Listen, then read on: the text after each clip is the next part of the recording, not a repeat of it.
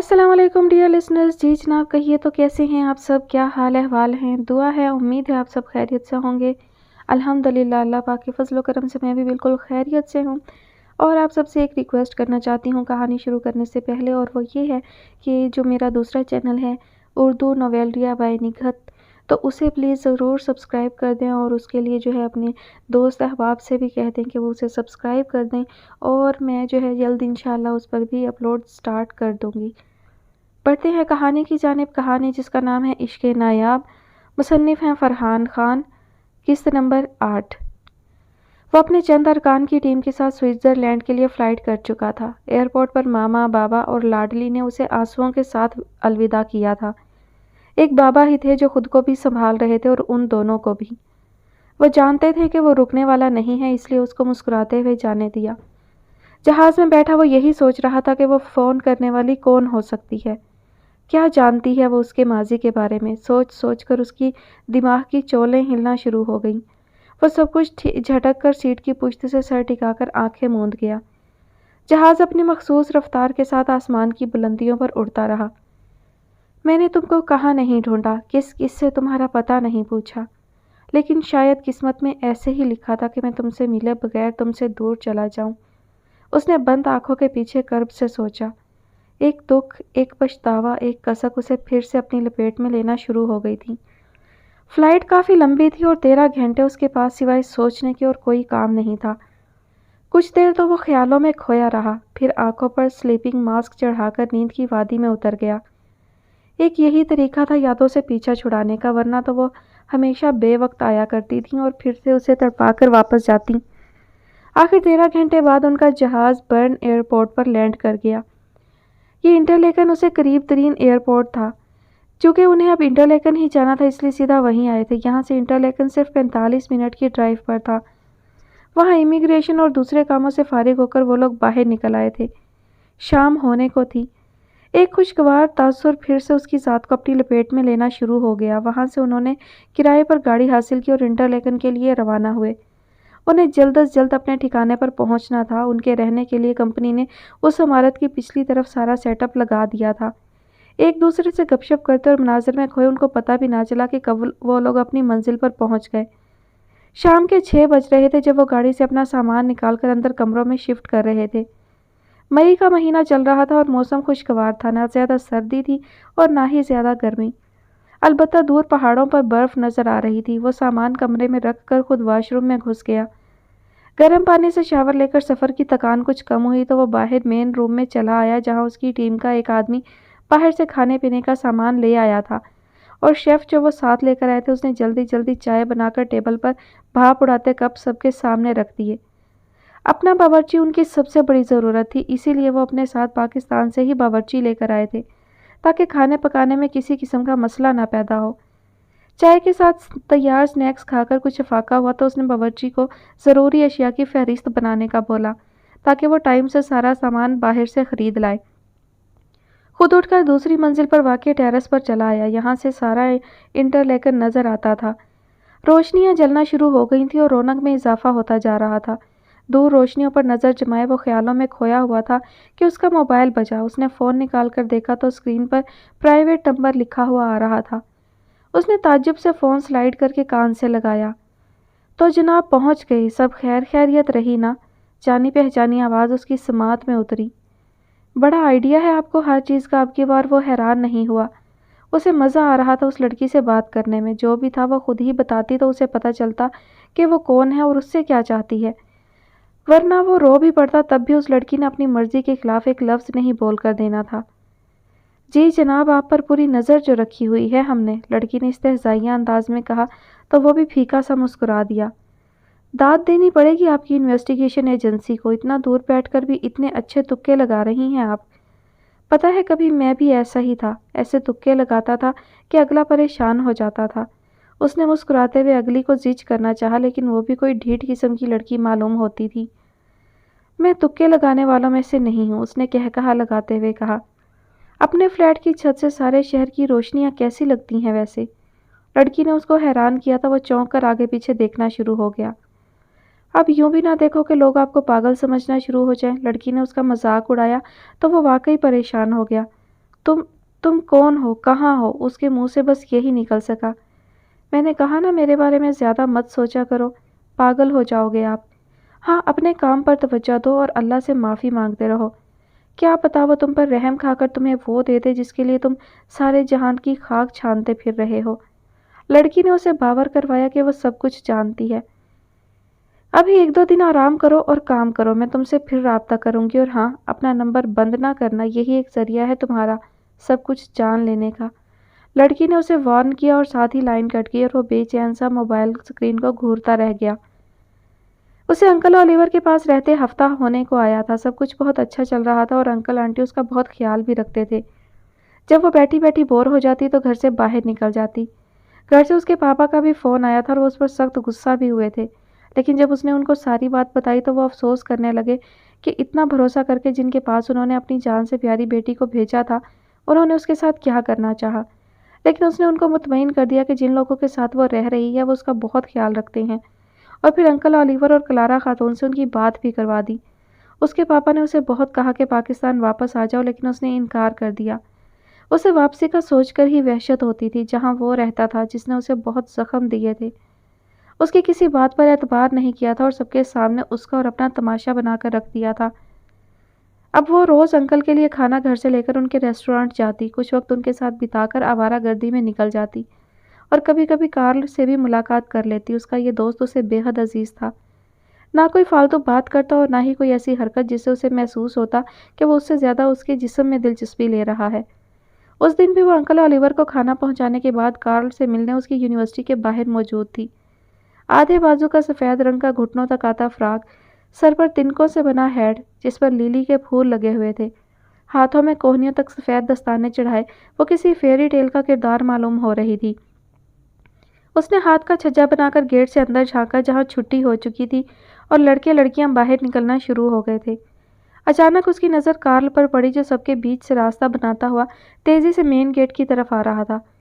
Karl ने अभी उसको नहीं देखा था, इसलिए वो अपने आप में मस्त चला आ रहा था। खुले गिरेबान की ग्रे शर्ट, काली जीन्स और लॉन्ग बूट्स में वो कोई देवता ही मालूम होता था। कद वैसे भी उसका आम लोगों से 1-2 इंच ज़्यादा ही था, इसलिए वो सब में मुनफरिद नज़र आ रहा था। कार्ल, उसने एकदम से उछलकर हाथ हिलाते हुए आवाज़ दी तो वो फौरन उसकी जानिब मतवज्जा हुआ। फिर तकरीबन दौड़ते हुए उस तक आ पहुंचा। कैसी है मेरी रपूंज़ल? उसने फूले हुए तनफ़ुस के साथ उसे देखते हुए कहा। जैसे ही छोड़कर गए थे, उसने कार्ल के बिखरे हुए बाल अपने हाथ से मज़ीद बखेरते हुए कहा। वो उसे देखे गया। इन कपड़ों में उस पर बहुत रूप आया हुआ था और उस लम्हे वो वाकई उसे रपूंज़ल लग रही थी। क्या बात है, आज बहुत खुश दिखाई दे रही हो? कार्ल उसे देखकर खुशी से बोला। हाँ ना, आज तुमको जो देख रही हूँ तो खुश होना तो बनता है ना। उसने कार्ल को मज़ीद खुश किया और उसका हाथ पकड़कर रोड साइड पर बने फुटपाथ पर चलने लगी। आज वो फैसला करके आई थी कि पुरानी यादों जैसी बीमारी से पीछा छुड़ाने का एक ही इलाज है, और इस इलाज का नाम है कार्ल। उसने साथ चलते कार्ल की तरफ सर उठाकर देखा। वो सामने देखता हुआ उसके साथ चला जा रहा था। ऊंचा लंबा कद, अच्छी शक्लो सूरत और चाल में एक एतमाद। उसे अपना खुद पर एतमाद डोलता महसूस हुआ। बहुत भूख लग रही है कार्ल, खाली पेट ही चलाना है या कुछ खिलाना भी है? उसने शरारत से उसकी तरफ देखा। हाँ, क्यों नहीं, बताओ क्या खाना है? आज तो लेडी ऑफ द डे लग रही हो, जो कहोगी बंदा खिलाएगा आपको। उसने सीने पर हाथ रखते हुए उसे देखते हुए कहा। मैं आज मेडिस्टर खाऊंगी, लेकिन ख्याल रखना कि वो हलाल हो। उसने कार्ल से फरमाइश कर डाली और वो उसे लिए करीबी रेस्टोरेंट में आ गया। वेटर को हलाल मेडिस्टर का ऑर्डर दिया और उसकी तरफ देखते हुए बोला, पता नहीं कौन खुश नसीब होगा जिसकी लाइफ तुम्हारे साथ गुजरेगी प्रीटी गर्ल। उसके लहजे में हसरत बोल रही थी। क्या पता, उसने शरारत से कार्ल को देखा। तुम भी हो सकते हो। उसकी मुस्कुराहट गहरी हो गई तो कार्ल ने चौंक कर एकदम सर उठाया। क्या क्या कहा तुमने? कार्ल को अपनी समात पर जैसे यकीन ही नहीं आया था। मुझे क्या पता कार्ल, मैंने कभी नहीं सोचा इस बारे में। उसने गड़बड़ाते हुए अपनी नज़रें झुका ली और कार्ल तो ऐसे होंक हो गया जैसे उसकी समझ में ना आ रहा हो कि ऐसी बातों का जवाब कैसे दिया जाता है। देखो रपूंज़ल, मैं जो भी हूँ, जैसा भी हूँ, तुम्हारे सामने हूँ। मेरा पिछला सारा माजी तुम जानती हो। कब तक शौक मनाओगी अपनी उजड़ी हुई मोहब्बत का? तुम मुझे अंडरस्टैंड करती हो, तुम जानती हो कि मैं सिर्फ तुम्हारे साथ खुश रह सकता हूँ। मेरी नज़र में तुम मेरे लिए और मैं तुम्हारे लिए बेस्ट ऑप्शन है। कार्ल ने उसकी आंखों में देखते हुए अपनी बात का मकसद वाज़ेह किया। اس کی سمجھ میں نہیں آ رہا تھا کارل کو کیا جواب دے اور اس کے منہ اور جذبوں کو کیسے لگام ڈالے۔ حالانکہ وہ خود گھر سے سوچ کر آئی تھی کہ آج کارل سے فائنل بات کرے گی، لیکن جب وہ سامنے آیا تو اس کی سٹی گم ہو گئی۔ پلیز بولو نا، ایسے خاموش تو مت رہو۔ کارل نے وہ جذبات میں بہتے ہوئے اس کے دونوں ہاتھ تھام لیے۔ کیا کہوں کارل، مجھے کچھ سمجھ نہیں آ رہی۔ بے بسی ہی بے بسی تھی اس کے چہرے پر۔ کارل نے ابھی تک اس کے ہاتھ تھام رکھے تھے۔ ٹرسٹ می بیبی، میں تم کو کبھی ہرٹ نہیں کروں گا۔ اگر کبھی بھی ہرٹ کیا تو وہ دن میری زندگی کا آخری دن ہوگا۔ اس نے اسے یقین دلایا تو اس نے غصے سے اس کی طرف دیکھا۔ یہ مرنے مارنے کی باتیں کیا ضروری ہوتی ہیں لڑکا اور لڑکی کے بیچ؟ اس نے خفا سے انداز میں اس کو تنبیہ کی۔ تم کو میں کیسے یقین دلاؤں؟ تم سمجھتی نہیں کہ میں کتنا پاگل ہوں تمہارے لیے۔ کارل کا انداز جنونی ہونے لگا تھا۔ دیکھو کارل، میرا ماضی تمہارے سامنے ہے، اپنے حصے کی محبت میں کر چکی ہوں۔ اب بس خالی دل ہے میرے پاس جو شاید کسی اور کو وہ مقام نہ دے سکے۔ احساسات کے نام پر میرے پاس بس پرانی یادیں ہیں۔ تم تنگ آ جاؤ گے خود ہی مجھ سے۔ میں نہیں چاہتی تمہارے جیسا اچھا بندہ میرے ساتھ رہ کر خراب ہو جائے۔ وہ بے بسی کی انتہا پر پہنچ چکی تھی۔ مجھے کچھ نہیں سننا، بس مجھے تمہارا جواب ہاں میں چاہیے۔ کارل نے بھی تہیہ کیا ہوا تھا کہ آج اس کے منہ سے ہاں نکلوا کر ہی چھوڑے گا۔ دیکھ لو کارل، کہیں ہم دونوں اس دوستی سے بھی نہ چلے جائیں، ایک بار پھر سوچ لو۔ اس نے اسے آخری بار وارن کیا۔ میں سوچ سمجھ کر ہی تم سے بات کر رہا ہوں۔ مجھے لگتا ہے کہ تم مجھے نہ ملیں تو شاید مجھے کچھ ہو جانا ہے۔ ساری رات تمہارا چہرہ میری آنکھوں میں گھومتا رہتا ہے۔ میری حالت تو بہت ہی خراب ہو گئی ہے بیبی۔ کارل نے بے چارگی سے کہا تو اس کی ہنسی نکل گئی۔ اتنی سیریس بات میں تم نے یہ کیا بول دیا کارل؟ میں اتنی بھی کوئی پرنسس نہیں ہوں جو تم جیسے خوبصورت آدمی نے اپنا یہ حال بنا رکھا ہے۔ اس نے ہنستے ہوئے کارل کو نظر بھر کر دیکھا تو وہ پہلو بدل کر رہ گیا۔ اڑا لو میرا مذاق، تم کو اصل میں خود نہیں معلوم کہ تم کیا ہو۔ مجھ سے پوچھو نا کہ تم کیسی ہو تو میں پوری ایک کتاب لکھ دوں۔ کارل نے اس کی آنکھوں میں جھانکتے ہوئے جواب دیا تو وہ حیا سے نظریں جھکا کر رہ گئی۔ ابھی وہ کچھ کہنے ہی لگا تھا کہ اس کی پسندیدہ ڈش سرو کی جانے لگی تو دونوں خاموشی اختیار کر گئے۔ کھانے کے دوران اسے بارہا محسوس ہوتا رہا کہ کارل کی نظریں اس کے چہرے کا طواف کر رہی ہیں، لیکن وہ انجان بنی کھانے پر ٹوٹی رہی۔ وہاں سے فارغ ہو کر وہ نکلے تو کارل اسے چھوڑنے انکل اولیور کے گھر تک آیا۔ راستے میں کارل نے اس کا ہاتھ اپنے ہاتھوں میں لیتے ہوئے اپنی انگلیاں اس کی انگلیوں میں پھنسا دی۔ اسے شدت سے احساس ہوا کہ ایک مضبوط ہاتھ نے اس کا ہاتھ تھاما ہوا ہے تو وہ کیوں اس سے دور بھاگ رہی ہے۔ چلتے چلتے اس نے بھی اپنی انگلیوں کی گرفت مضبوط کر لی تو کارل نے اس کی طرف دیکھا لیکن بولا کچھ نہیں۔ سارا راستہ خاموشی سے کٹا اور گھر کے دروازے پر وہ اسے چھوڑ کر پلٹنے لگا تو اس نے پیچھے سے آواز دی، سنو۔ اس نے مڑ کر اس کی طرف دیکھا۔ تم بہت اچھے ہو کارل۔ اس نے اس کی آنکھوں میں آنکھیں ڈالی اور اشارے سے جانے کا کہا۔ تمہاری خاموشی کو کیا میں تمہاری ہاں سمجھوں؟ اس نے آخری بار یقین دہانی چاہی۔ وہ چند لمحے پرسوچ انداز میں اس کی طرف دیکھتی رہی۔ اگر آگ میں کودنے کا اتنا ہی شوق ہے تو ہاں کارل، تم جو بھی فیصلہ کرو میں تمہارے ساتھ ہوں۔ اس نے آہستہ سے جواب دیا اور نظریں چراتی ہوئی سیڑھیاں چڑھ گئی۔ شہیر ٹیبل پر سر پکڑ کر بیٹھا ہوا تھا۔ فائنل رپورٹ اس کے سامنے پڑی، اس کا منہ چڑھا رہی تھی جس میں بہت ساری بے ضابطگیاں نظر آ رہی تھیں۔ چونکہ سارا معاملہ نایاب کے سپرد تھا اس لیے اس نے سب کچھ اسی پر چھوڑ رکھا تھا۔ وہ جو کہتی اور جو کرتی شہیر کو اس پر مکمل اعتماد تھا، لیکن یہاں معاملہ دوسرا رخ اختیار کر چکا تھا۔ وہ ابھی سمجھنے کی کوشش ہی کر رہا تھا کہ اس کا موبائل بجا۔ اس نے اسکرین دیکھی تو نایاب کا نام جگمگا رہا تھا۔ اس نے کال ریسیو کی۔ شہیر تم کدھر ہو؟ اسے نایاب کی پریشان سی آواز سنائی دی۔ میں آفس، خیریت، تم کہاں ہو؟ شہیر میں بہت مصیبت میں پھنس گئی ہوں، تم پلیز جلدی سے آ جاؤ۔ وہ رو دینے کے قریب تھی۔ ہوا کیا ہے؟ پلیز مجھے کچھ تو بتاؤ۔ شہیر کے ایک دم ہاتھ پاؤں پھول گئے تھے۔ ان باتوں کا وقت نہیں ہے شہیر، تم پلیز آ جاؤ، میں تم کو ایڈریس سینڈ کر رہی ہوں۔ ساتھ ہی اس کی کال کٹ گئی اور وہ سر پکڑ کر بیٹھ گیا۔ تھوڑی دیر گزری اور اس کے موبائل پر میسج بیپ بجی۔ اس نے فوراً ایڈریس نوٹ کیا اور گاڑی کی چابی اٹھا کر آفس سے باہر نکل آیا۔ مطلوبہ جگہ تک پہنچنے میں اسے تھوڑا ٹائم ہی لگا۔ وہاں پہنچا تو اسے دور سے ہی لوگوں کا ہجوم نظر آیا۔ وہ رش میں سے راستہ بناتا ہوا جب اس تک پہنچا تو کیا دیکھتا ہے کہ سامنے ایک موٹر سائیکل گری پڑی ہے اور پولیس موجود ہے۔ اسے معاملے کی سنگینی کا احساس ہوا تو وہ سیدھا وہاں موجود آن ڈیوٹی اے ایس آئی کے پاس گیا۔ کیا مسئلہ ہو گیا یار؟ اس نے اپنے مخصوص لہجے میں پوچھا تو اے ایس آئی اس کی جانب متوجہ ہوا۔ سر، انہوں نے موٹر سائیکل سوار کو ٹکر ماری ہے، اسے ابھی ایمبولینس ہاسپٹل لے کر گئی ہے۔ یہ محترمہ کہتی ہیں کہ ڈرائیور بھاگ گیا ہے اور گاڑی ان کی نہیں بلکہ آفس کی ہے، تو آپ کو کال کروائی ہے پھر ہم نے۔ اے ایس آئی نے ساری تفصیل اس کے گوش گزار کر دی۔ ہاں بول تو وہ ٹھیک رہی ہیں، گاڑی آفس کی ہی ہے اور اگر ڈرائیور بھاگ گیا ہے تو اس میں ان کا تو کوئی قصور نہیں ہے نا، اس نے ASI کو سمجھایا۔ سر ہمیں بھی اپنی کارروائی کرنی ہوتی ہے، آپ سمجھ سکتے ہیں کہ یہاں اچھا خاصا رولا بن جاتا اگر ہم لوگ ٹائم پر نہ پہنچتے۔ ASI نے اس کو اوپر سے ہو کر ملنے کی کوشش کی، وہ چپ چاپ سائڈ پر آیا اور صرف ایک فون کال کی۔ تھوڑی دیر بعد وہ کال سے فارغ ہوا اور دوبارہ ASI کے پاس چلا آیا۔ کہاں ہے وہ محترمہ؟ اس نے دریافت کیا تو ASI اسے پاس کھڑی موبائل وین تک لے آیا جس کی پچھلی سیٹ پر نایاب ڈری سہمی سی بیٹھی تھی۔ اس کو دیکھتے ہی اس کے چہرے پر رونق آ گئی اور ساتھ ہی آنکھوں سے آنسو بھی نکل پڑے۔ ڈونٹ وری چندا، ابھی سب کچھ ٹھیک ہو جائے گا، اس نے نایاب کو تسلی دی اور اس کا ہاتھ تھام کر وین سے نیچے اتارا۔ سر یہ آپ کیا کر رہے ہیں؟ ایسے تو آپ ان کو نہیں لے جا سکتے، ASI نے اسے وارن کرنے کی کوشش کی۔ میرے خیال میں آپ کا فون بج رہا ہے۔ شہیر نے ASI کی توجہ اس کے فون کی طرف دلائی تو وہ اسے ایک گھوری مارتا ہوا فون کان سے لگا کر سائڈ پر ہو گیا۔ تھوڑی دیر ہی گزری تھی کہ وہ ASI واپس آیا، اب کی بار اس کی پوری جیوگرافی ہی بدلی ہوئی تھی۔ سر جی آپ پہلے بتا دیتے کہ آپ IG صاحب کے دوست ہیں تو میں زیادہ بات ہی نہ کرتا، اس نے مؤدب انداز میں بولا تو وہ صرف مسکرا کر رہ گیا۔ کیا میں انہیں لے جا سکتا ہوں؟ آپ چاہیں تو گاڑی تھانے لے جائیں، میں بعد میں چھڑوا لوں گا، شہیر طنزیہ انداز میں ASI سے مخاطب ہوا۔ سر کوئی مسئلہ نہیں میڈم، چلی جائیں، گاڑی بھی بے شک ساتھ ہی لے جائیں، یہاں میں سب سنبھال لوں گا۔ ASI کچھ زیادہ ہی تابعداری دکھانے پر تلا ہوا تھا۔ شہیر نے آفس فون کر کے ڈرائیور کو بلایا اور نایاب کو ساتھ لے کر اپنی گاڑی کی طرف آ گیا۔ وہ ابھی تک کانپ رہی تھی، اس نے فرنٹ ڈور کھول کر اسے بٹھایا اور دروازہ بند کر کے ڈرائیونگ سائیڈ پر آیا اور اسے آفس جانے والی سڑک پر ڈال دیا۔ تھینک یو شہیر، تم نہ آتے تو مجھے سوچ سوچ کر ہی ہول اٹھ رہے تھے کہ پتہ نہیں کیا ہو جانا۔ نایاب نے جھرجھری لیتے ہوئے اس کی طرف دیکھ کر کہا تو اس نے اسے اپنے ساتھ لگا لیا۔ پریشان نہ ہو، کوئی ایسی بات نہیں، سب ٹھیک ہو گیا ابھی۔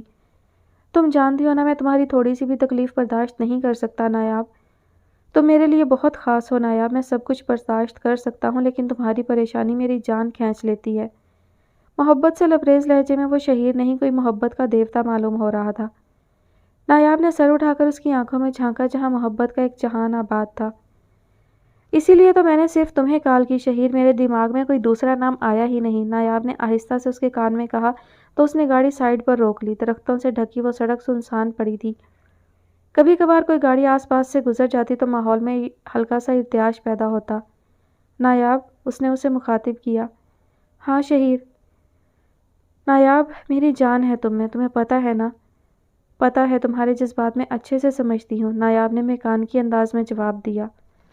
تو پھر کہو نا کہ تم بھی مجھ سے پیار کرتی ہو، پلیز آج کہہ دو نا، اس نے جذبات سے لبریز لہجے میں گزارش کی اور جواب میں وہ ٹکر ٹکر اس کی آنکھوں میں دیکھتی رہی جیسے ایک لمحے کے لیے بھی نظر ہٹی تو وہ پتھر کی بن جائے گی۔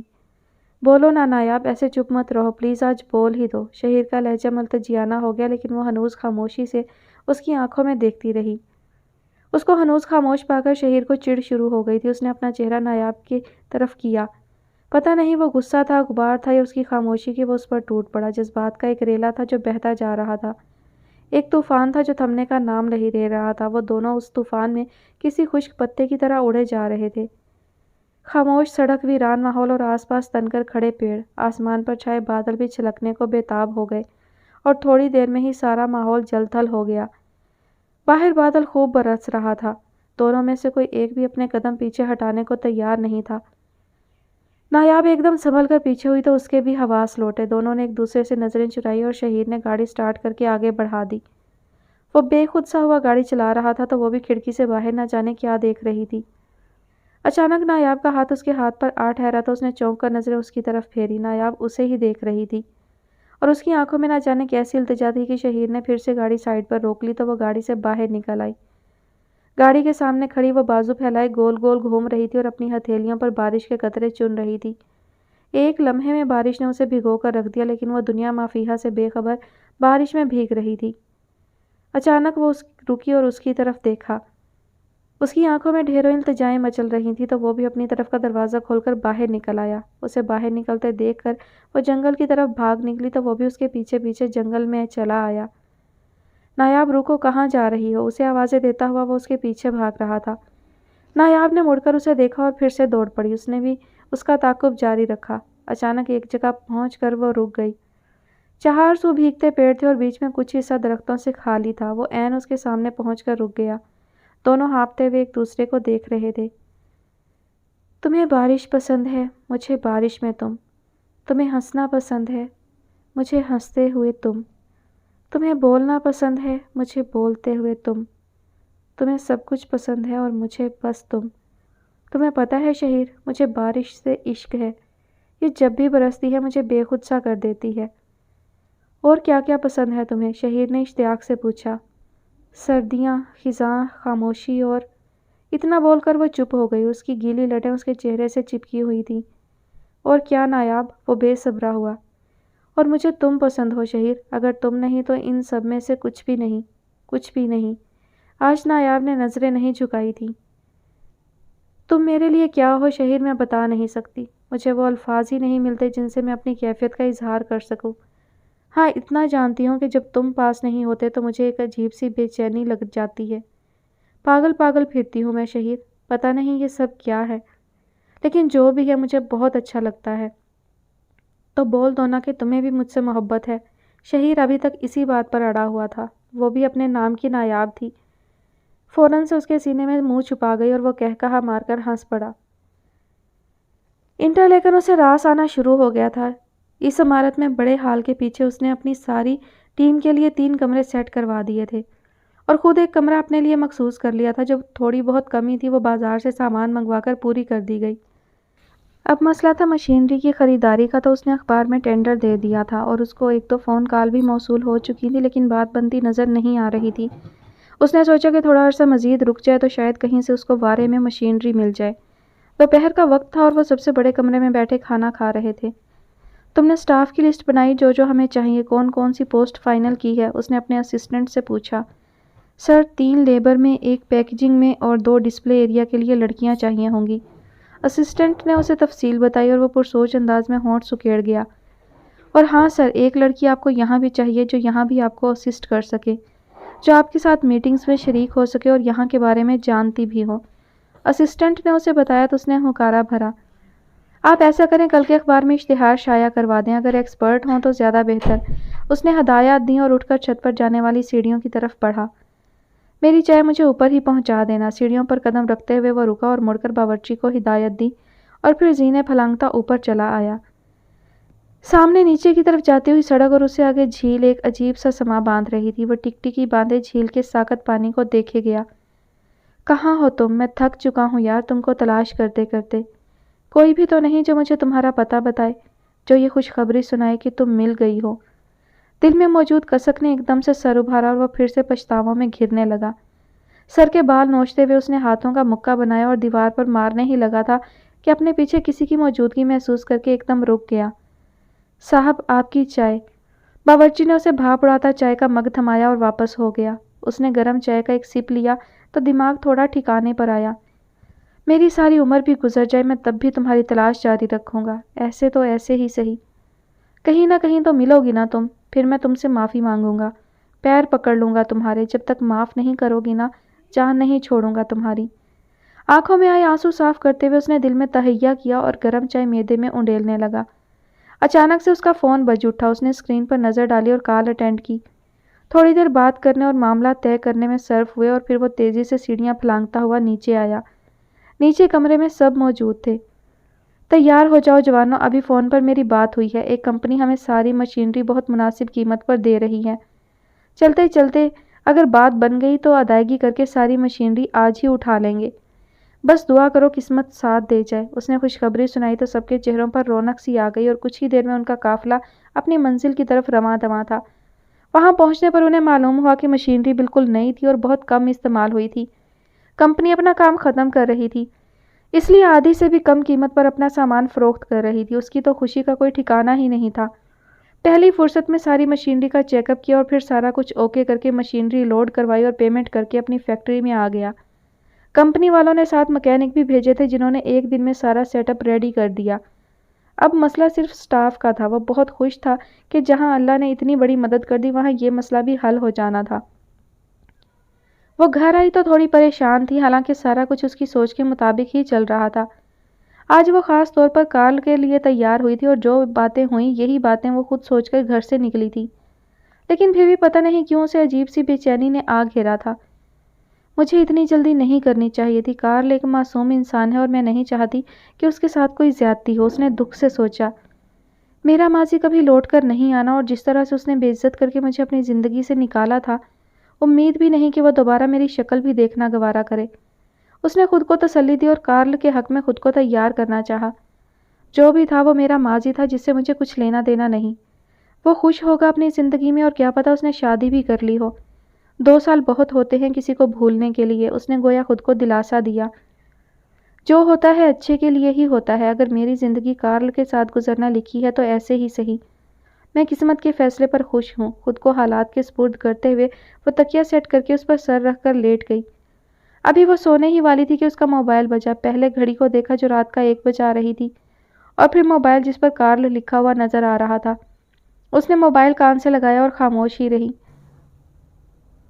تمہیں پتہ ہے رپنزل، تم بے شک خاموش رہو، لیکن مجھے تمہاری آواز صاف سنائی دیتی ہے، وہ بھی جو تم سوچ رہی ہو اور وہ بھی جو تم نہیں سوچتی۔ کارل کے لہجے میں شرارت تھی۔ اچھا تو بتاؤ میں ابھی کیا سوچ رہی تھی؟ اس کا انداز چیلنج کرنے والا تھا۔ ابھی تم یہی سوچ رہی تھی نا کہ مجھے اپنا کر تم کوئی غلطی نہیں کر رہی؟ شاید قسمت میں ہی یہی لکھا ہوا ہے۔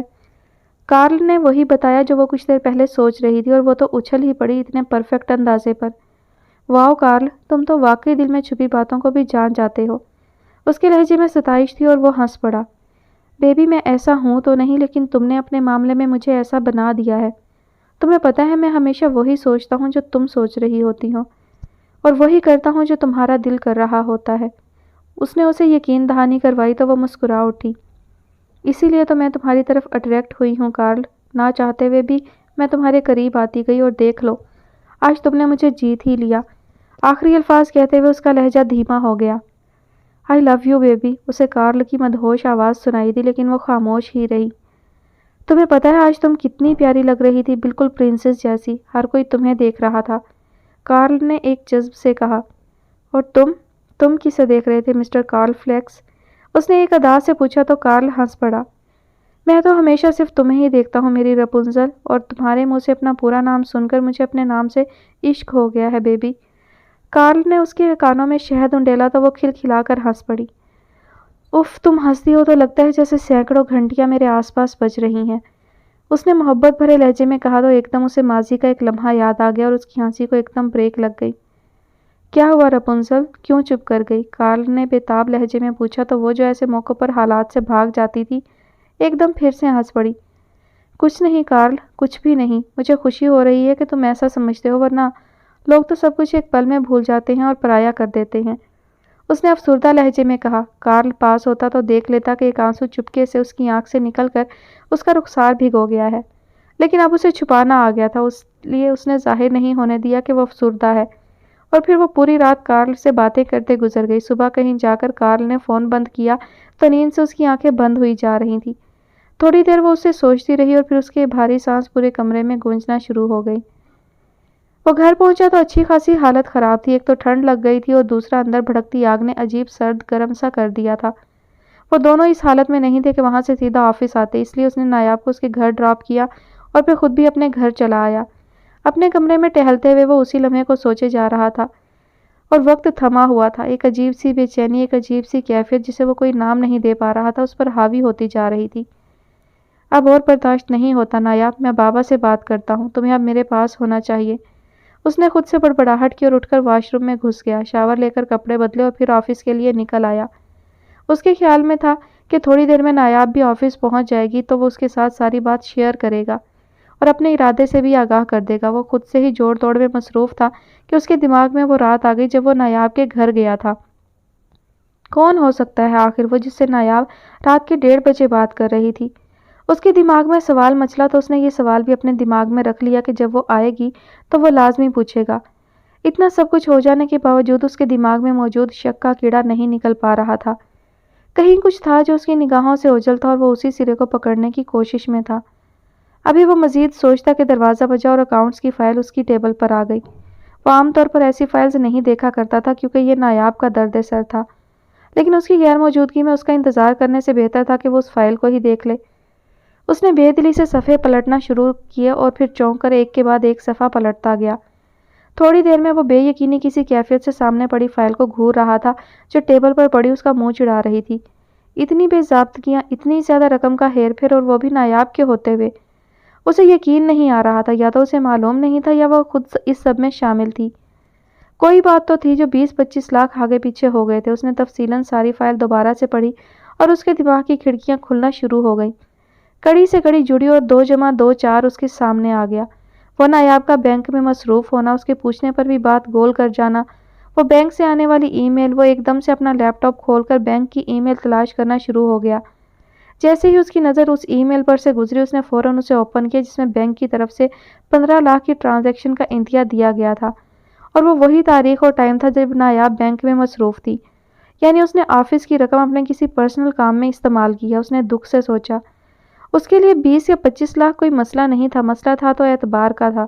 अगर वो उसको एतमाद में ले लेती और सारी बात बता देती तो वो खुद आगे बढ़कर उसकी मदद करता, लेकिन उसे बताना तो दूर की बात, उल्टा नायाब ने उससे सारी बात छुपाई थी, और ना सिर्फ छुपाई थी बल्कि ऑफिस फंड्स में हेर फेर भी किया था। आहिस्ता आहिस्ता दुख की जगह गुस्सा ने ले ली और उसकी पेशानी और कान दहकना शुरू हो गए। क्यों नायाब, क्यों क्यों किया तुमने ऐसा? मैंने तुम पर सारा ऑफिस छोड़ा, एतमाद किया तुम पर, और तुमने क्या कर दिया? एक ही छलांग में तुम 25-30 लाख रुपए अंदर कर गई। उसने मेज़ पर मुक्का मारा, साथ ही उसने फ़ोन उठाया और नायाब को कॉल मिलाई जो मसरूफ़ थी। उसने बारहा कोशिश की लेकिन राब्ता ना हो सका। गुस्से में आकर उसने मोबाइल मेज़ पर पटक दिया और सर पकड़कर बैठ गया। क्या करूं? क्या नायाब से पूछूं या अपने तौर पर सब पता चलाने की कोशिश करूं? उसने खुद से सवाल किया तो उसको दूसरा तरीका ज़्यादा मुनासिब लगा। मैं अपने तरीके से सारा मालूम करूंगा। हो सकता है नायाब के सामने मैं सही तरीके से इंक्वायरी ना कर पाऊं, और जो लड़की मेरी नाक के नीचे बैठकर ये सब कर सकती है वो मेरे सामने भी 1000 वजूहात पेश कर देगी। उसने खुद को मुतमईन किया और सोचने लगा कि कौन ऐसा है जो इस मामले में उसकी मदद कर सकता है। अचानक उसके दिमाग में बिलग्रामी साहब का नाम गूंजा। उसने फ़ौरन से इंटरकॉम उठाया और बिलग्रामी साहब की एक्सटेंशन डायल की। थोड़ी देर में ही वो उसके सामने परेशान से बैठे उसका मुंह देख रहे थे। सर, हुआ क्या है? कुछ तो बताए ना, बिलग्रामी साहब ने परेशानी से उसका चेहरा देखते हुए पूछा। बिलग्रामी साहब, जो बात मैं आपसे करने जा रहा हूँ वो सिर्फ आपके और मेरे बीच में रहेगी। उसने परेशानी से बात का आगाज़ किया। जी सर, मैं सुन रहा हूँ और आप मुझ पर भरोसा कर सकते हैं, बिलग्रामी साहब ने यकीन दहानी करवाई। आपको पता है सारा फाइनेंशियल रिकॉर्ड मिस नायाब के पास होता है, और जो भी सियासफैद होता है उसकी ज़िम्मेदार भी मिस नायाब ही होती हैं। उसने बात शुरू की। जवाब में बिलग्रामी साहब खामोशी से उसे बात करता हुआ देखते रहे। आज ये फाइल मेरे पास आई है तो इसमें 25 से 30 लाख का फ्रॉड सामने आया है, और ये चोरी पकड़ी जाने वाली भी नहीं है अगर मैं सच्चाई ना जानता होता। शहीद ने गुस्से और परेशानी की मिली जुली कैफियत से बात आगे बढ़ाई। 5 दिन पहले 15 लाख रुपए की ट्रांजैक्शन हुई है बैंक के जरिए, और मुझे उसकी ईमेल भी मौसूल हुई है। उसने अपना मोबाइल खोलकर ईमेल बिलग्रामी साहब को दिखाई। उन्होंने कुछ ना समझते हुए मेल पढ़ी और उलझन से शहीद की तरफ देखा। सर, इसमें ऐसा क्या है जो आप इतना परेशान हो रहे हैं? ज़ाहिर सी बात है, जब भी कोई ट्रांजैक्शन होती है तो आपको मैसेज तो लाजमी आता है। बिलग्रामी साहब ने उसकी उलझन दूर करने की कोशिश की। नहीं बिलग्रामी साहब, आप समझ नहीं रहे हैं। ये ट्रांजैक्शन मैंने नहीं की और ना ही करवाई है, ये नायाब ने की है। जब मुझे ये ईमेल मिली तो वो बैंक में ही मौजूद थी और मुझसे राब्ते में थी। शहीद ने अपनी उलझन वाज़ेह की। तो उन्होंने आपको तो बताया होगा ना कि वो बैंक में क्यों हैं और क्या कर रही हैं? बिलग्रामी साहब अब भी उसकी उलझन समझने की कोशिश कर रहे थे। बिलग्रामी साहब, उसने मुझे कुछ नहीं बताया। मैंने पूछा भी था कि क्या मसला है, लेकिन वो बात गोल कर गई और अभी भी ना पकड़ी जाती अगर ये फ़ाइल उसके बजाय मेरे पास ना आती तो। शहीद ने अब के उनको तफसील से सारी खुर्द बुर्द के बारे में आगाह किया। 1 मिनट सर, 1 मिनट, ये किस दिन की बात है? अचानक बिलग्रामी साहब ने कुछ याद करते हुए शहीद से पूछा। 5 दिन पहले सुबह का टाइम था, यही कोई 10 से 11 बजे। शहीद ने याद करते हुए बताया। मैं उस दिन उसी वक्त लॉबी से गुजर रहा था कि मेरी नज़र नायाब मैडम पर पड़ी। वो बहुत परेशान थी, शायद अपनी बड़ी बहन से बात कर रही थी। उन्हें कोई रकम दरकार थी और नायाब मैडम उन्हें तसल्ली दे रही थी कि कोई मसला नहीं, वो कर देंगी सारा बंदोबस्त। बिलग्रामी साहब ने याद करते हुए अटक अटक कर सारा वाक़या शहीर को बता दिया। शहीर गुस्से से मुट्ठियां भींचे उनकी सारी गुफ्तगू सुनता रहा। मेरे ख्याल में वो किसी रकम का जिक्र भी कर रही थी। अगर मैं गलती पर ना हूं तो कोई $10,000 का चक्कर था। बिलग्रामी साहब ने मजीद उसके सर पर बम फोड़ा और फिर जहाँ जहाँ उन्होंने अल्फाज और हिंसों का हेर फेर किया था वो भी किसी वाक़ये के साथ जोड़कर शहीर को 30 नहीं तो 20 लाख का जवाब पेश कर ही दिया, जो कब और कैसे गायब हुए थे। सारी बातें सुनकर उसका तो खून ही खोल उठा। कितनी मासूम और मेहनती बनती थी वो उसके सामने। हर 2 नंबर बंदे को उसके साथ मिलकर पकड़ा था नायाब ने, اور اب خود کس طرح اپنا سازشی دماغ استعمال کر کے اس کو اعتماد میں لے کر اتنی بڑی رقم پر ہاتھ صاف کر گئی۔ وہ ابھی تک یقین کرنے کو تیار نہیں تھا۔ آپ جائیں بلگرامی صاحب، میں دیکھتا ہوں کہ کیا کرنا ہے اور اس مسئلے کو کیسے دیکھنا ہے۔ آپ بس رازداری کا خیال رکھیے گا اور جب تک میں نہ کہوں کسی کو اس بات کی بھینک تک نہ پڑے۔ اس نے سخت الفاظ میں بلگرامی صاحب کو تنبیہ کی۔ ٹھیک ہے سر، جیسے آپ کہیں۔ وہ آفس سے نکل گئے۔ اس نے چہرہ ٹیبل پر گرا لیا اور خود کو نارمل کرنے کی کوشش کرنے لگا۔ پھر اس نے اپنا فون اٹھایا اور نایاب کو ایک آخری بار کال کی، لیکن اب کہ اس کا نمبر ہی بند جا رہا تھا۔ اس نے فون سائیڈ پر رکھا اور کچھ دیر سوچنے کے بعد موبائل اٹھا کر اسے کان سے لگایا اور ایک جاننے والے کو نایاب کا نمبر دیا اور پتہ کرنے کا بولا کہ ابھی تھوڑی دیر پہلے نمبر کہاں مصروف تھا۔ تھوڑی دیر میں ہی اسے معلوم ہو گیا کہ نایاب کسی دوسرے ملک کے نمبر کے ساتھ مصروف تھی اور یہ وہی ملک تھا جس کے بارے میں بلگرامی صاحب نے اسے بتایا تھا کہ نایاب نے وہاں اپنی بہن کو پیسے بھجوائے ہیں۔ غصے سے اس کے ماتھے کی رگیں پھول گئیں اور وہ فوراً اٹھ کر واش روم میں گھس گیا۔ ٹھنڈے پانی کے چھپاکے چہرے پر مار کر کچھ ٹھیک ہوا تو شیشے میں خود کو دیکھا۔ شہیر صاحب، آپ تو خود کو بہت توپ چیز سمجھتے تھے، دیکھیں کیسے کل کی ایک لڑکی آپ کو چونا لگا گئی۔ اس نے دکھ سے خود کو دیکھتے ہوئے بڑبڑاہٹ کی۔ اس لمحے اسے نایاب سے شدید نفرت محسوس ہو رہی تھی۔ سردی نے اس پر عجیب سی کیفیت طاری کر دی تھی۔ بارش میں بھیگنا اسے بہت مہنگا پڑا تھا۔ گھر آئی تو چھینک چھینک کر برا حال تھا۔ فوراً سے واش روم میں گھسی اور گرم پانی سے شاور لے کر کچھ بہتر محسوس ہوا تو ایک کپ اسٹرانگ چائے کا بنا کر اپنے کمرے میں چلی آئی۔ آفس بھی جانا ہے ابھی تو۔ اس نے خود سے سرگوشی کی تو سارا منظر اس کی آنکھوں کے سامنے چلنے لگا جو وہ شہیر کی سنگت میں بتا کر گھر آ رہی تھی۔ ایک الوہی سی مسکراہٹ اس کے لبوں کو چھو گئی۔ آج اس میں شہیر کا سامنا کرنے کی ہمت نہیں ہو رہی تھی۔ اچانک اس کا موبائل بجا تو اس نے اسکرین پر نظر ڈالی اور کال اٹینڈ کی۔ تمہارا بہت شکریہ نایاب، تم نے ہمیں بہت بڑی مصیبت سے بچا لیا۔ اس کی بہن کی چہکتی ہوئی آواز فون سے برآمد ہوئی۔ کوئی نہیں، ایسی کوئی بات نہیں، سارا کام ٹھیک ہو گیا نا؟ بھائی کو چھوڑ دیا نا پولیس والوں نے؟ اس نے یقین دہانی چاہی۔ ہاں سب ٹھیک ہو گیا۔ تم نے پاپا سے تو بات نہیں کی نا؟ کائنات نے محتاط انداز میں پوچھا۔ نہیں کوئی نہیں، میں نے خود ہی سارا ارینج کر لیا تھا، اللہ نے مدد کی، اس نے سادگی سے جواب دیا اور پھر تھوڑی دیر ادھر ادھر کی باتیں کر کے کائنات نے فون بند کر دیا۔ جب وہ بات کر رہی تھی تو بیچ میں کسی اور کی کال بھی آ رہی تھی۔ اس نے فون ریکارڈ میں چیک کیا تو شہیر کی 3 مسڈ کال ظاہر ہو رہی تھی۔ اس نے مسکراتے ہوئے کال بیک کرنے کا سوچا لیکن پھر ایک دم سے فون سائڈ ٹیبل پر رکھ دیا۔ انتظار کرو الو، تمہیں نایاب کا انتظار کرنا پڑے گا۔ آج میں نے تمہاری آنکھوں میں جو جذبے دیکھے ہیں نا شہیر، مجھے تم سے ڈر لگ رہا تھا، بہتر ہے انتظار کرو۔ اور ساتھ ہی اس نے مسکراتے ہوئے موبائل ہی بند کر دیا اور پھر سے اس سہانے خواب میں کھو گئی جہاں وہ اور شہیر ایک دوسرے کے ساتھ تھے اور آسمان سے بارش دھاروں کی صورت میں برس رہی تھی۔ اس نے کبھی محبت جیسے جذبے کو سیریس نہیں لیا تھا۔ ظہیر صاحب نے اگرچہ اپنی بیٹیوں کو مکمل آزادی دی تھی لیکن اتنا ضرور سمجھا دیا تھا کہ کیا صحیح ہے اور کیا غلط ہے، اور یہی وجہ تھی کہ نہ کائنات اور نہ ہی وہ کبھی اپنی حدود سے آگے بڑھی تھی۔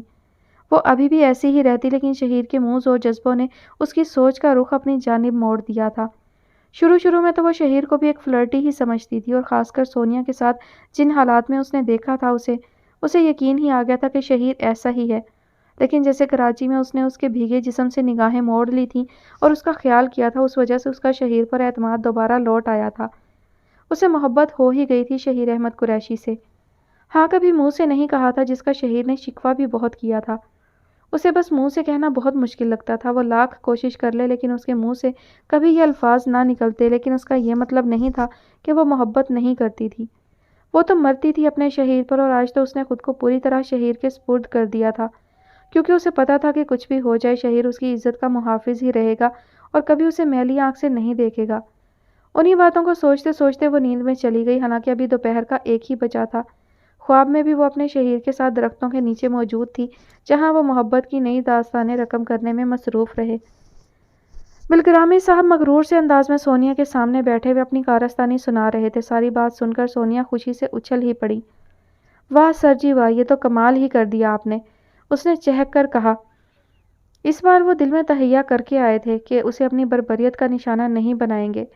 وہ اس ظالم لڑکی سے پیار کر بیٹھے تھے اور اسی وجہ سے اس ٹائم آئے تھے کہ موقع ہی نہ بن سکے، لیکن اس کی معصوم اداؤں کے سامنے ان کا حوصلہ ریت کا پہاڑ ثابت ہونے لگا تھا۔ اب آپ نے جیسے شہیر کے دل میں شک کا بیج بویا ہے، اسی طرح نایاب کا دل بھی خراب کر دیں تو مزہ ہی آ جائے۔ ان کی حالت سے بے خبر سونیا نے خوشی سے جھومتے ہوئے کہا تو وہ خالی سر ہلا کر رہ گئے۔ میں کوشش تو پوری کر رہا ہوں لیکن وہ نایاب بہت سیانی لڑکی ہے، پہلے بھی جب میں اس کے کمرے سے نکل رہا تھا تو اس کی آنکھیں شک سے بھری ہوئی تھیں۔ آخری ٹائم تک وہ مجھے مشکوک نظروں سے دیکھتی رہی تھی۔ بلگرامی صاحب نے دونوں ہاتھ اٹھاتے ہوئے جھرجھری سی لی۔ آپ بس موقع کی تلاش میں رہیں، گہری نظر رکھیں، کوئی نہ کوئی غلطی شہیر بھی کرے گا جذبات میں آ کر۔ آپ نے بس نظر رکھنی ہے۔ سونیا نے بلگرامی صاحب کو ڈکٹیشن دی تو وہ اسے دیکھے گئے۔ ایسے کیا دیکھ رہے ہیں بلگرامی صاحب؟ کچھ نہیں، میں چلتا ہوں، پھر دوبارہ جلد ہی چکر لگاؤں گا۔ انہوں نے خود کو سنبھالتے ہوئے اجازت چاہی اور نظریں چرا کر نکل جانا چاہا، لیکن سونیا ان کے راستے میں آ گئی۔ ایسے اچانک کیوں جا رہے ہیں آپ؟ اس کے لہجے میں ڈھیروں فکریں بول رہی تھی۔ مجھے ابھی جانے دو ورنہ میں کوئی گستاخی کر بیٹھوں گا۔ بلگرامی صاحب نے اپنا مسئلہ اسے بتایا تو وہ کھلکھلا کر ہنس پڑی۔ اور اگر نہ جانے دوں تو پھر کیا کر لیں گے آپ میرا؟ اس نے شوخی دکھائی تو وہ لب بھینچ کر رہ گئے۔ ان کی بے بسی کو انجوائے کرتی ہوئی سونیا ہنسنے لگی اور کہے لگانے لگی۔ شام کو اس کی آنکھ کمرے کے دروازے پر ہونے والی زوردار دستک سے کھلی۔ کسل مندی سے آنکھیں مسلتی ہوئی وہ دروازے تک آئی اور لاک کھولا تو سامنے مریم خاتون پریشان سی کھڑی اسے دیکھ رہی تھی۔ کیا مسئلہ ہے نایاب تمہارے ساتھ؟ کب سے دروازہ پیٹ رہی ہوں لیکن تم ہو کہ گھوڑے گدھے بیچ کر سوئی پڑی ہو۔ کوئی نشہ وشہ تو نہیں شروع کر دیا تم نے لڑکی جو دن کی اس ٹائم سوئی پڑی ہو، اور وہ بھی دروازہ لاک کر کے؟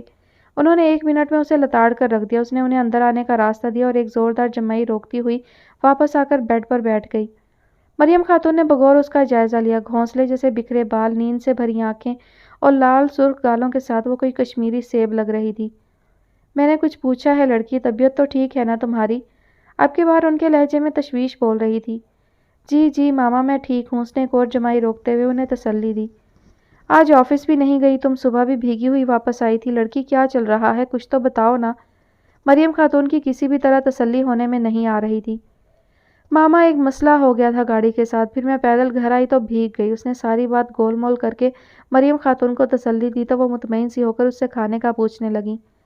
ابھی نہیں، آج کھانا میں سب کے ساتھ ہی کھاؤں گی، اس نے انہیں جواب دیتے ہوئے واش روم کا رخ کیا۔ چونکہ وہ بہت گہری نیند سے جاگی تھی اس لیے منہ پھاڑ پھاڑ کر جمائیاں لیے جا رہی تھی۔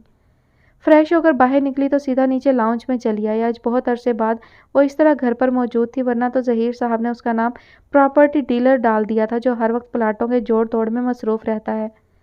آج وہ بھی گھر میں موجود تھے اس لیے خوب ہلہ گلا ہوا۔ اسے پرانا ٹائم یاد آ گیا جب وہ ظہیر صاحب کے ساتھ مل کر مریم خاتون کو بہت تنگ کرتی تھی۔ آخر میں مریم خاتون ہی اسے نیچے سے اٹھا کر کرسی پر بٹھا رہی ہوتی تھی، جبکہ ظہیر صاحب صاف ہاتھ بچاتے ہوئے اپنے منہ کے سامنے اخبار کر لیتے تھے۔ بہت اچھے ماحول میں کھانا کھایا گیا اور اس کے بعد بہت دیر تک گپیں لگتی رہیں۔ رات کو کہیں جا کر وہ فارغ ہوئی تو اپنے کمرے میں آئی اور سائڈ ٹیبل سے موبائل اٹھا کر چیک کرنا چاہا کہ کسی کی کال وغیرہ تو نہیں آئی، تو معلوم ہوا کہ وہ ابھی تک بند پڑا ہوا ہے۔ اف نایاب الو، مجھے یاد کیوں نہیں رہا اسے آن کرنا؟ پتہ نہیں شہیر نے کتنی کالز کی ہوں گی مجھے۔ یقیناً وہ پریشان ہو رہا ہوگا مجھے آفس میں نہ پا کر۔ اس نے ماتھے پر ہاتھ مارتے ہوئے فون آن کیا تو شہیر کی طرف سے خالی ایک مسڈ کال کا نوٹیفیکیشن آیا، نہ کوئی میسج اور نہ ہی کوئی واٹس ایپ۔ اسے خاصی حیرانی ہوئی۔ اس نے بے ساختہ ہی شہیر کا نمبر ملایا جو کہ پہلی ہی گھنٹی پر اٹھا لیا گیا۔ ہیلو۔ سرد اور سپاٹ سے لہجے پہ ہیلو سن کر اس نے فوراً موبائل کان سے ہٹا کر نمبر چیک کیا کہ صحیح ملایا یا غلط، پھر تسلی کر کے دوبارہ کان سے لگا لیا۔ کیسے ہو شہیر؟ سوری میں آج آفس نہیں آ سکی، میری طبیعت بہت عجیب سی ہو گئی تھی، لگ رہا تھا جیسے بخار چڑھ گیا ہے۔ اس نے نہ آنے کی توجہ پیش کی۔ چلو کوئی بات نہیں، کل تو آؤ گی نا آفس، تو کل ملتے ہیں، مجھے تم کو کچھ بتانا بھی ہے، شہیر نے سپاٹ لہجے میں جواب دیا اور اس کے جواب کا انتظار کیے بغیر کال کاٹ دی۔ اس نے پھر ایک بار موبائل کو گھورا اور پھر سائڈ ٹیبل پر رکھ کر سوچنے لگی کہ شہیر کو کیا ہو گیا ہے۔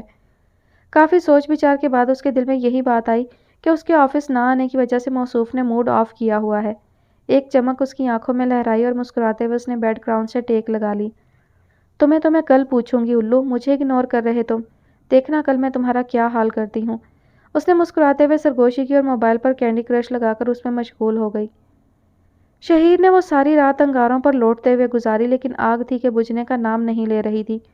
اسے کسی کروٹ چین نہیں مل رہا تھا۔ میں نے تمہیں کتنا چاہا نایاب، لیکن تم نے کیا کر دیا میرے ساتھ؟ کم از کم اپنے والد کی عزت کا ہی خیال کر لیتی، میری محبت کی لاش تو تم سے رکھی نہیں گئی۔ اس نے افسوس سے ہاتھوں کی انگلیاں باہم پھنسائیں۔ تبھی میں کہوں کہ میری محبت کا جواب کیوں نہیں دیا اس نے کبھی؟ اس کے دل میں بدگمانی پھیل رہی تھی۔ اور وہ رات کے ٹائم جس سے بھی بات کر رہی تھی، کیسی مسکراہٹ تھی اس وقت اس کے ہونٹوں پر۔ شک کا پودا تن کر کھڑا ہوتا جا رہا تھا۔ ایسی لڑکیاں ہر جگہ سے خالی اپنا مطلب پورا کرتی ہیں، لیکن محبت کا اظہار صرف اسی سے کرتی ہیں جو ان کے دل میں ہوتا ہے۔ خیر ہے، میرے ساتھ اس نے جو تھوڑا بہت کیا بھی اس کی اچھی خاصی قیمت وصول کر لی اس نے، پورے 30 لاکھ۔ اپنا مذاق خود ہی اڑاتے ہوئے وہ ہنس پڑا۔ لیکن نایاب میڈم، تم نے بڑے غلط آدمی کو چھیڑ دیا سویٹی۔ میں اس سارے معاملے کی تہہ تک جاؤں گا، اور اگر تم پکڑی گئی نایاب تو یاد رکھنا میں تمہارا وہ حال کروں گا کہ تمہیں خود سے نفرت ہو جائے گی بیبی۔ اچانک اس کے چہرے پر سرد مہری چھا گئی۔ کوئی اسے اس حال میں دیکھ لیتا تو جان جاتا کہ اس کے دل میں کیسا گھناؤنا انتقام پل رہا ہے۔ اس نے اپنا دماغ منفی سمت میں موڑ لیا تھا اور اسے اب سب برا ہی نظر آ رہا تھا۔ ایک کے بعد ایک پلان مسترد کرتے ہوئے اس کی پوری رات بیت گئی۔ صبح جب وہ بستر سے اٹھا تو اس کی آنکھیں سرخ تھیں جو رت جگہ کی غمازی کر رہی تھی۔ اس نے اپنا حلیہ درست کیا اور بغیر ناشتے کے ہی آفس کے لیے نکل آیا۔ اس کا بس نہیں چل رہا تھا کہ جلدی سے آفس ٹائم آ جائے اور نایاب اس کے سامنے بیٹھی ہو۔ غصے سے کھولتا وہ آفس میں داخل ہوا اور بغیر کسی کے سلام کا جواب دیے اپنے کمرے کی طرف بڑھ گیا۔ کرسی پر بیٹھ کر اس نے دماغ کو تھوڑا پرسکون کیا اور انٹرکام اٹھا کر چائے کا بولا۔ تھوڑی دیر ایسے ہی بیٹھا رہا اور پھر سے انٹرکام اٹھا کر چائے کینسل کی اور اسٹرانگ سی کافی لانے کا کہا۔ میں لعنت بھیجتا ہوں چائے پر اور اس کے پینے والوں پر۔ اس نے نفرت سے سوچا اور فائل کا سارا ڈیٹا اپنے لیپ ٹاپ میں ٹرانسفر کرنے لگا۔ اسے پکے ثبوت درکار تھے اور اس کے لیے اس کا ہوم ورک مکمل ہونا ضروری تھا۔ ابھی وہ کام میں مصروف ہی تھا کہ اس کے دروازے پر ہلکی سی دستک ہوئی۔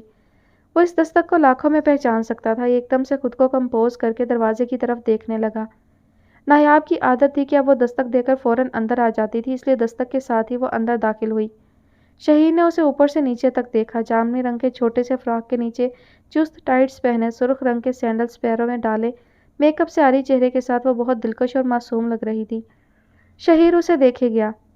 اگر تمہارا دیکھنا بند ہو گیا تو میں بیٹھ جاؤں؟ نایاب نے مسکرا کر اس کی محویت توڑی۔ ہاں آؤ بیٹھو نا۔ اس کے لہجے میں چھپا طنز وہ محسوس نہ کر سکی۔ کیا پیوگی؟ چائے منگواؤں تمہارے لیے؟ اس نے نایاب کی آنکھوں میں جھانکا۔ ہاں منگواؤ نا، سچی رات بھی عجیب گزری اور عجیب سا بوجھل پن ابھی تک ہے، نایاب نے جمائی روکتے ہوئے کہا تو وہ فون اٹھا کر چائے کا آرڈر دینے لگا۔ کیا کر رہے ہو؟ مصروف تو نہیں ہو؟ نایاب نے اس کی طرف دیکھا جو چائے کا آرڈر دے کر دوبارہ سے لیپ ٹاپ میں مصروف ہو گیا تھا۔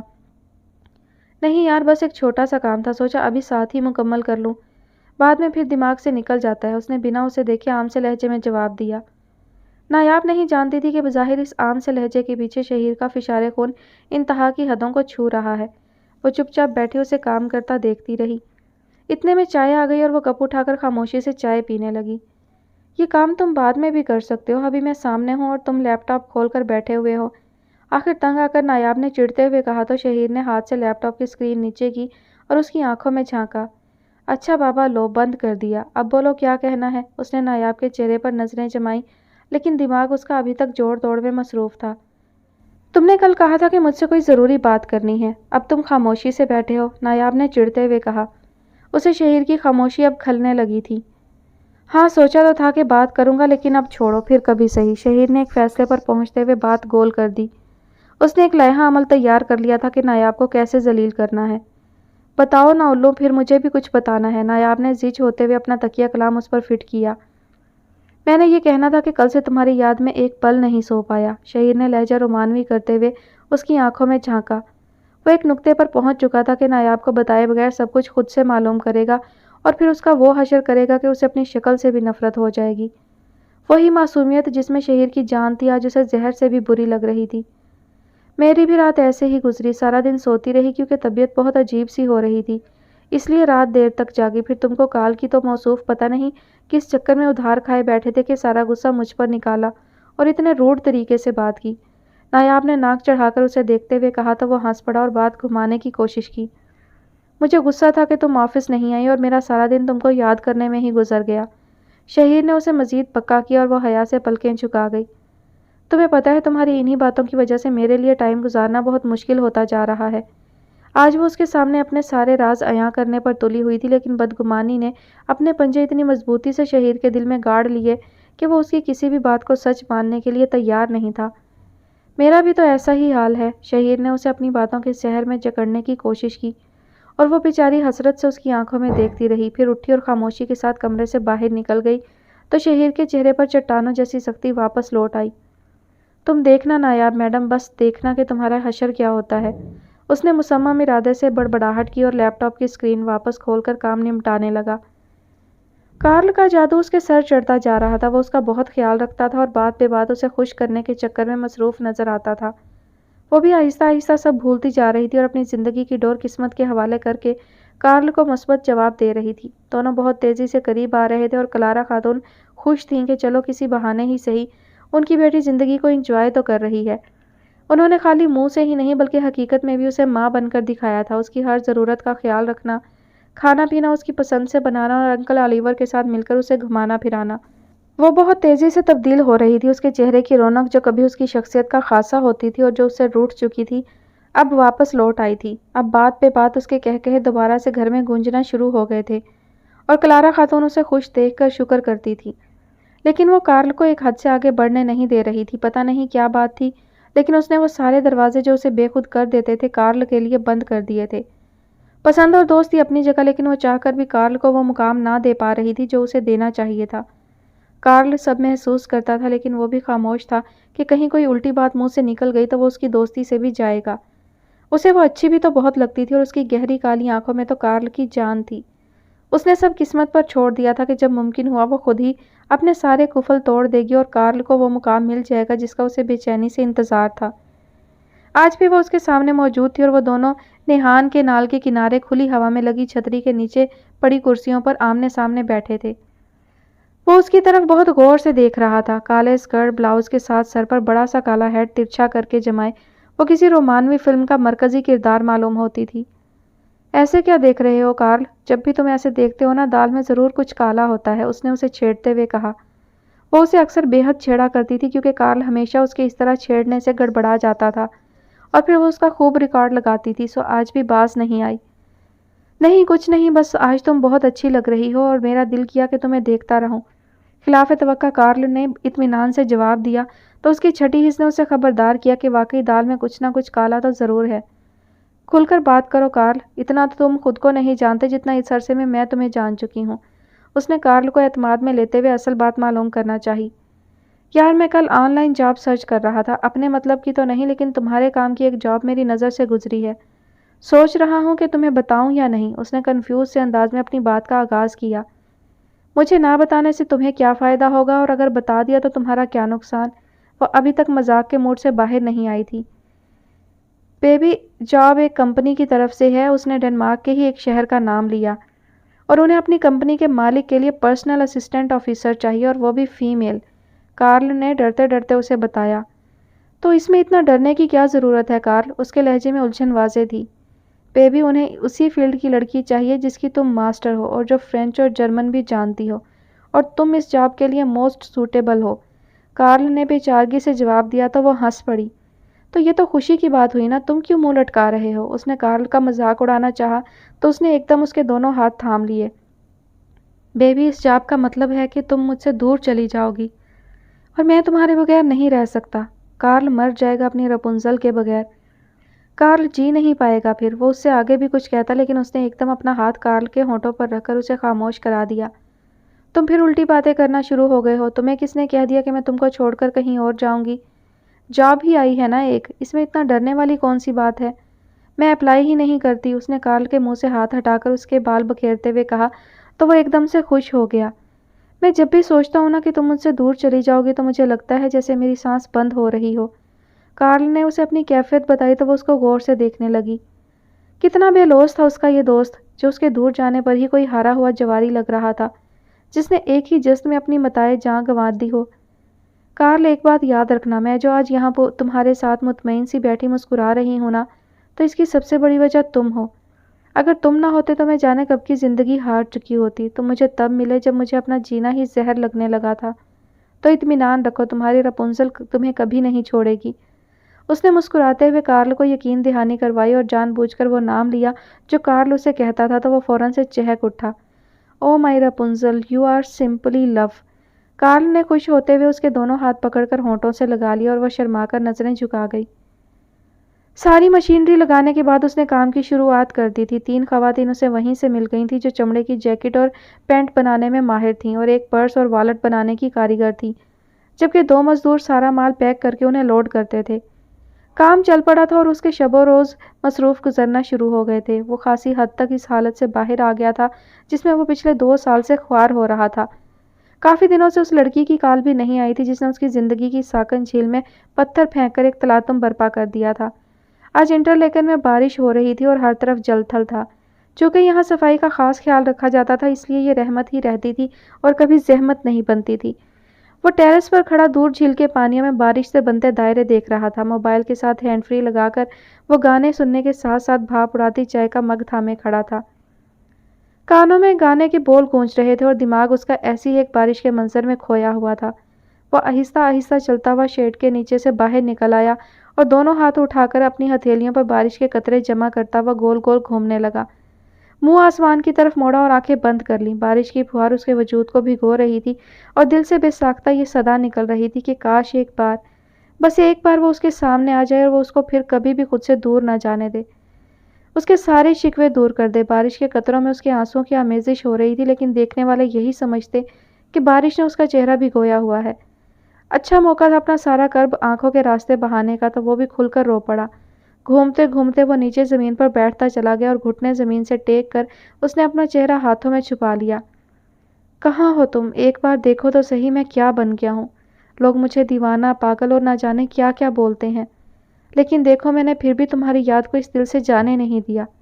تم یہاں اس دل میں میرے پورے وجود میں رہتی ہو۔ تم کہیں بھی چلی جاؤ لیکن یہاں اس دل سے تم کو کوئی نہیں نکال سکتا۔ اس نے بال نوچتے ہوئے بے بسی سے سوچا اور وہیں پالتی مار کر بیٹھ گیا۔ رونے سے تھوڑا سکون ملا تو اسے احساس ہوا کہ وہ پورا بھیگ چکا ہے۔ تھوڑی دیر ایسے ہی بیٹھا رہا اور پھر اٹھ کر شیڈ کے نیچے آ کر اپنا چائے کا مگ اٹھایا اور ٹھنڈی ہو جانے والی چائے میدے میں انڈیلنے لگا۔ ایک گھونٹ میں چائے کا مگ ختم کر کے اس نے کپ سائڈ پر رکھا تو کانوں میں بجتا گانا ایک دم سے آہستہ ہوا اور اس کی جگہ موبائل کی ٹیون بجنے لگی۔ وہ ایسی حالت میں نہیں تھا کہ جیب سے موبائل نکال کر نمبر دیکھتا، اس لیے ہینڈ فری میں لگے بٹن سے ہی کال اٹینڈ کی۔ ہیلو، اس کی بیٹھی ہوئی آواز صاف محسوس کی جا سکتی تھی۔ آپ رو رہے تھے؟ آپ واقعی میں رو رہے تھے؟ اسی انجان لڑکی کی آواز اسے کانوں میں موجود ہینڈ فری سے سنائی دی۔ ہاں کیوں؟ کیا میرے رونے پر بھی تمہیں کوئی اعتراض ہونے لگا؟ اس نے لہجہ نارمل رکھتے ہوئے جواب دیا۔ میں نہیں مان سکتی کہ آپ جیسا پتھر دل انسان بھی رو سکتا ہے۔ لڑکی کے لہجے میں طنز بول رہا تھا۔ کیا تم نے مجھے تانے مارنے کے لیے فون کیا ہے؟ اس نے چڑھتے ہوئے جواب دیا۔ میں کون ہوتی ہوں آپ کو تانے مارنے والی؟ آپ تو خود ایک تانا مارنے والی مشین ہو۔ لڑکی نے جلے کٹے انداز میں جواب دیا تو وہ خود بھی اس کی بات پر ہنس پڑا۔ اچھا، ویسے میں نے تمہاری کون سی بھینس تانے دے دے کر مار دی جو تم ادھار کھائے بیٹھی ہو؟ اس نے اچھا کو لمبا کرتے ہوئے اپنی بات کہی تو اب کہ وہ لڑکی بھی کھل کر ہنس پڑی۔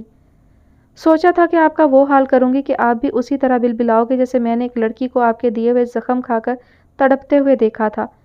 لڑکی کے لہجے میں ایک دم انگاروں کی سی تپش آ گئی۔ مرے ہوئے کو کیا مارنا ہے میم صاحب، کسی ایسے کو پکڑے نہ جس کی اکڑ ابھی تک سلامت ہو۔ اس نے خود کا مذاق اڑاتے ہوئے کہا تو دوسری طرف خاموشی چھا گئی۔ میں تو کہتا ہوں یہ جو 4-6 سانسیں رہ گئی ہیں یہ بھی کسی دن مجھے اس کی طرح چھوڑ کر چلی جائیں گی تو قصہ ہی ختم ہو جانا، پھر نہ ہوگی فساد کی جڑ اور نہ باقی رہے گا فساد۔ اس نے کرب سے آنکھیں میچتے ہوئے اپنا جملہ مکمل کیا تو آخر میں اس کی آواز لڑکھڑا گئی اور آنسو پھر سے رواں ہو گئے۔ دوسری طرف ابھی تک ہنوز خاموشی برقرار تھی۔ اسے لگا جیسے لائن کٹ گئی ہو۔ اس نے بھی لائن کاٹنے کے لیے بٹن کی طرف ہاتھ بڑھایا کہ اچانک لڑکی کی آواز اسے کسی گہرے کنویں سے آتی سنائی دی۔ پتہ نہیں کیوں لیکن میرا دل آپ کی باتوں پر اعتبار کرنے کو چاہ رہا ہے۔ آپ واقعی بڑی تکلیف میں ہو۔ لڑکی نے اپنا انداز بدلتے ہوئے کہا تو اسے ہنسی آ گئی۔ اتنی جلدی کسی پر اعتبار نہیں کرتے لڑکی، ہو سکتا ہے میں تم سے جھوٹ بول رہا ہوں۔ اس نے اسے سمجھانا چاہا تو لڑکی نے بغیر کچھ کہے فون بند کر دیا اور وہ حسرت سے آس پاس نظر دوڑانے لگا۔ چلو کوئی تو ملا جو اس سے اس کی روٹھ جانے والی محبت کی باتیں کرنے لگا تھا۔ اتنا ہی کافی تھا اس روکھی بھیگی رہ جانے والی زندگی میں۔ وہ اپنے کمرے میں آئی تو گہری سوچ میں ڈوبی ہوئی تھی۔ اسے آج شہیر کچھ عجیب سا لگا، کچھ بدلا بدلا سا، جیسے وہ پرسوچ انداز میں اسے دیکھ رہا تھا، جانچنے والی نظروں سے۔ ضرور دال میں کچھ کالا تھا ورنہ شہیر تو ایسا ہرگز نہ تھا۔ تھوڑی دیر وہ سوچ میں ڈوبی رہی اور پھر سر جھٹک کر اپنے کام میں مصروف ہو گئی۔ بیگ میں سے لیپ ٹاپ نکالا اور ٹیبل پر رکھ کر اسے آن کیا۔ ساتھ ساتھ وہ یہ بھی سوچ رہی تھی کہ آخر کیا بات کرنی تھی شہیر کو اس سے، جس کا ارادہ اس نے مؤخر کر کے بات کو ٹال دیا تھا۔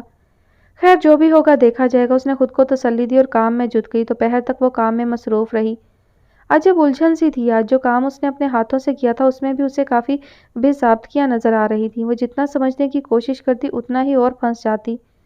आखिर उसने सारी बात शहीर के नोटिस में लाने का फैसला किया और उठकर शहीर के कमरे की तरफ बढ़ गई। दरवाजे पर हल्की सी दस्तक दी और फौरन अंदर दाखिल हो गई। सामने शहीर टेबल के पीछे बैठा उसे ही सवालिया अंदाज में देख रहा था। शहीर, मैं बहुत कन्फ्यूजन का शिकार हो रही हूँ। ये देखो, ये सब मैंने अपने हाथ से किया था हिसाब, और अब देखो इसमें कितना चेंज आ रहा है। उसने लैपटॉप शहीर की जानिब घुमाते हुए अपनी उलझन वाज़ेह की। शहीर ने एक नज़र स्क्रीन को देखा और वापस उसके चेहरे पर नज़रें टिका ली। मैडम, ये आपका डिपार्टमेंट है। मैंने सब आपके सुपुर्द करके खुद को इन मसाइल से निकाल लिया है। शहीर ने पुरसोच अंदाज में जवाब दिया तो उसको तो जैसे पतंगे ही लग गए। क्या मतलब है उल्लू? मैं तुमको एक चीज़ दिखा रही हूँ और तुम बजाय इसके कि मेरी हेल्प करो, आगे से मुझे अपनी ये टफ लुक्स दिखा रहे हो।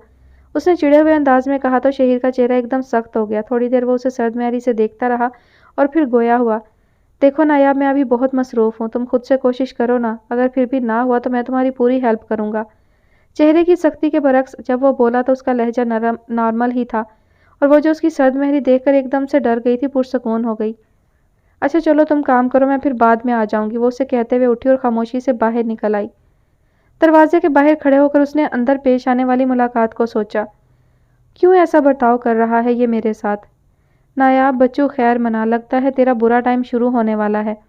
उसने खुद को वार्न किया और दोबारा अपने कमरे में की तरफ चली आई। शाम तक वो उन्हीं मामलात में उलझी रही, लेकिन एक सिरा पकड़ती तो दूसरा हाथ से निकल जाता। अब तो उसे यकीन आने लगा था कि किसी माहिर हाथों ने उसकी गैर मौजूदगी में ये सारा खटराग फैलाया है, जो वो इतनी एक्सपर्ट होते हुए भी ये हाथ की सफाई नहीं पकड़ रही।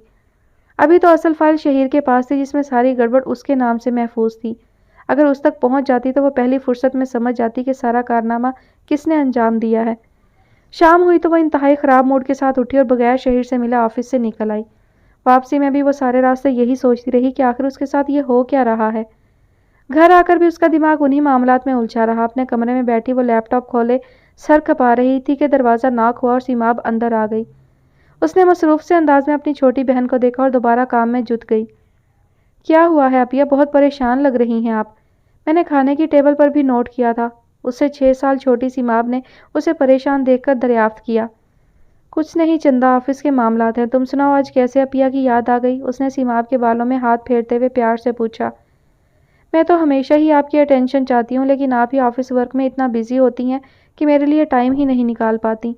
सीमाब ने अफसुर्दा लहजे में कहा तो उसे हंसी आ गई। ओहो, उल्टा चोर कोतवाल को डांट रहा है। चंदा जी, मैं चाहती हूँ कि इतना पैसा आ जाए कि मेरी प्यारी सी बहन को अपनी सारी ख्वाहिशें पूरी करने का मौका मिल जाए। उसने स्क्रीन बंद की और पूरी तरह उसकी तरफ मतवज्जा हो गई। अच्छा बताएं ना, क्या मसला है? क्यों इतनी परेशान है आजकल? वो किसी जासूस की तरह उसकी इंक्वायरी करने में लगी हुई थी। लगता है आजकल जासूसी डाइजेस्ट बहुत शौक से पढ़े जा रहे हैं, इसीलिए तो तुम पूरी जासूस नज़र आ रही हो मुझे। उसने सीमाब को आड़े हाथों लेने की कोशिश की। ओफो, मैंने जो पूछा है वो बताएं ना, बात क्यों बदल रही हैं? अब के सीमाब चिढ़ गई थी। वो थोड़ी देर प्यार से अपनी छोटी बहन को देखती रही और फिर उसे बताने का फैसला करते हुए उसे वो सब बताने लगी जो उसको परेशान कर रहा था। उसने बिलग्रामी साहब के किरदार का भी जिक्र किया, सोनिया का जिक्र और कायनात को पैसे भेजने वाला मामला वो गोल कर गई।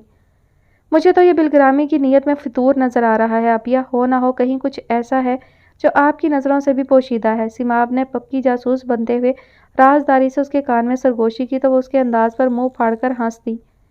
तुम भी ना जब लाती हो बहुत दूर की लाती हो, उसने सीमाब का मजाक उड़ाते हुए कहा तो वो मुंह बनाकर रह गई।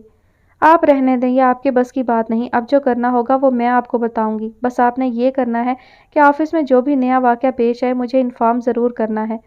सीमाब ने उंगली उठाकर उसे तनबीह की और दाद तलब नज़रों से उसे देखा। अच्छा मेरी नानी अम्मा, जो हुक्म आपका, जो भी हुआ मैं आपकी खिदमत में अर्ज़ कर दिया करूँगी। उसने जान छुड़ाने वाले अंदाज में कहा तो सीमाब हंस पड़ी और फिर वो जितनी देर लैपटॉप पर काम करती रही, सीमाब साथ बैठी गौर से एक एक चीज़ को देखती रही।